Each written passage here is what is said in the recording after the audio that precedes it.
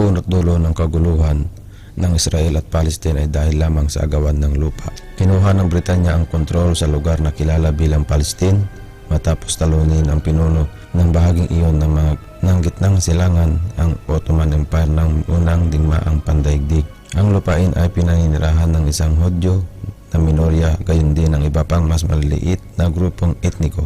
Ang mga tensyon sa dalawang tao ay lumaki ang international community ay nagbigay sa UK ng tungkulin na magtatag ng isang pambansang tahanan sa Palestine para sa mga Hudyo. Ito ay nagmula sa Balfour Declaration ng 1917. Isang pangako na ginawa noong ay puring Secretary Arthur Balfour sa Jewish community ng Britanya.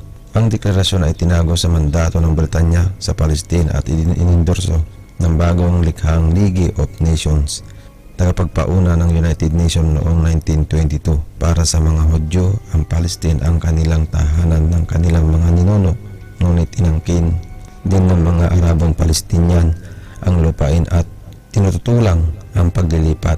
Sa pagitan ng 1920s at 1940s, ang bilang ng mga Hudyo na dumating doon ay lumago, kung saan marami ang tumakas mula sa pag-uusig sa Europa, lalo na ang Nazi Holocaust sa ikalawang digmaang pandaigdig. Ang karahasan sa pagitan ng mga Hudyo at Arabo at laban sa pamamahala ng Britanya ay tumaas din noong 1947. Ibinoto ng UN ang Palestine na hatiin sa magkahiwalay na estadong Hudyo at Arabo, kung saan ang Jerusalem ay naging isang international na lungsod.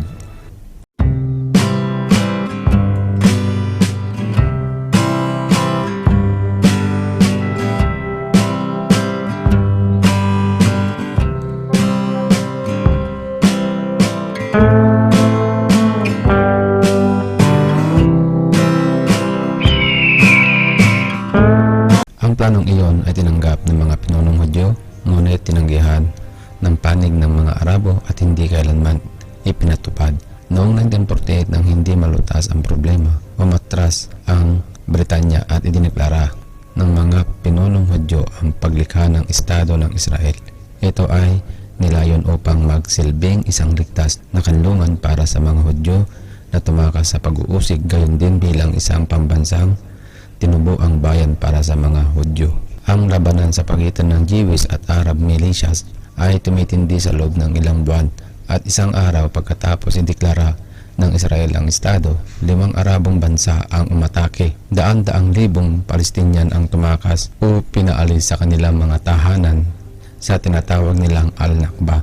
Sa oras na natapos ang labanan sa isang tigil putukan sa sumunod na taon, kontrolado ng Israel ang karamihan sa mga teritoryo. Sinakop ng Jordan ang lupain na naging kilala bilang West Bank at sinakop ng Egypt ang Gaza. Ang Jerusalem nahati sa pagitan ng pwersa ng Israel sa kanluran at ng mga pwersa ng Jordan sa silangan.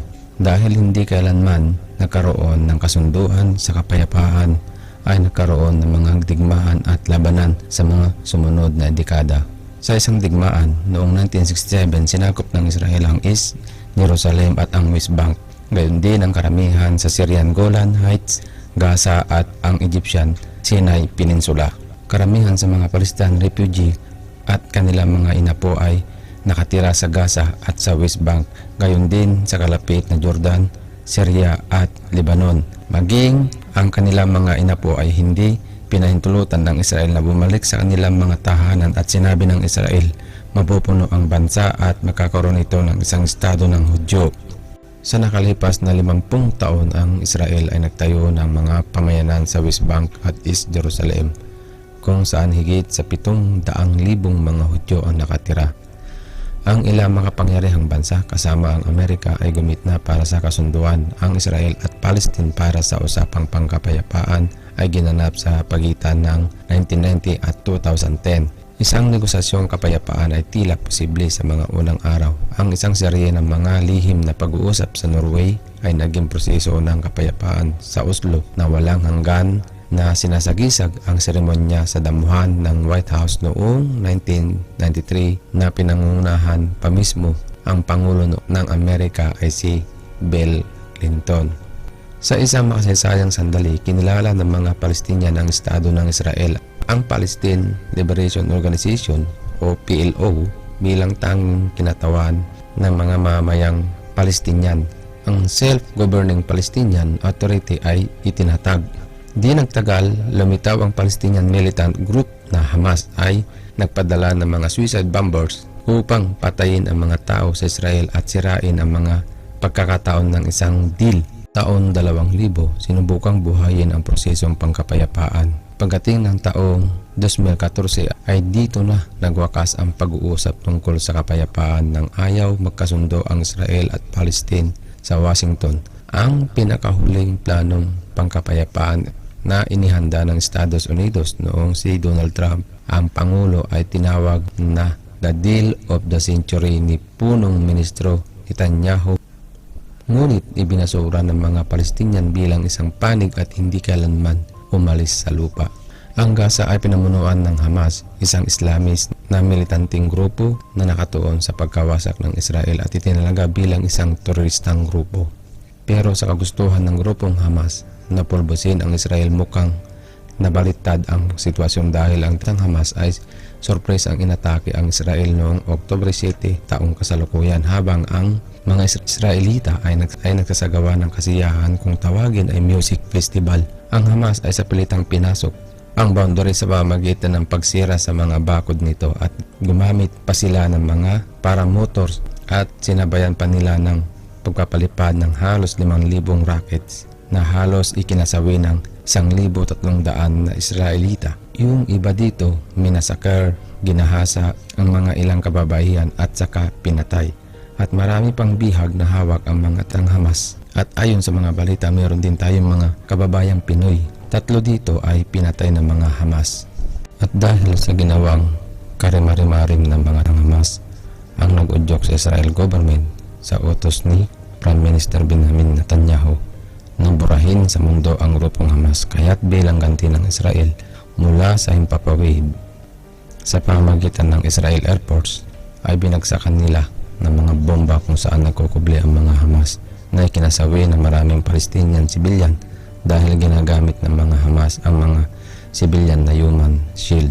Sa ginawang pagganti ng Israel ay nagresulta ng ikinasawi ng 2 mataas na opisyal ng teroristang Hamas na sina Joad Abu Shamala bilang Hamas Minister of Economy in Gaza Strip at si Zakaria Abu Ma'amar.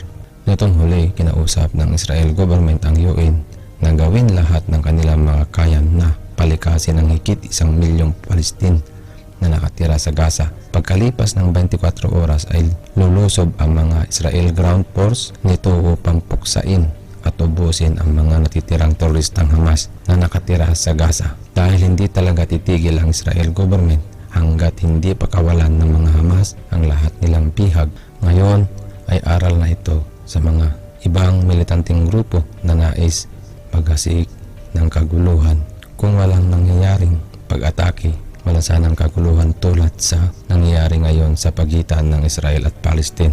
Dahil sa hindi makatarungan na pag-atake ng teroristang Hamas, libo-libong inosenteng sibilyan ang namatay, lalo ang mga batang inosente.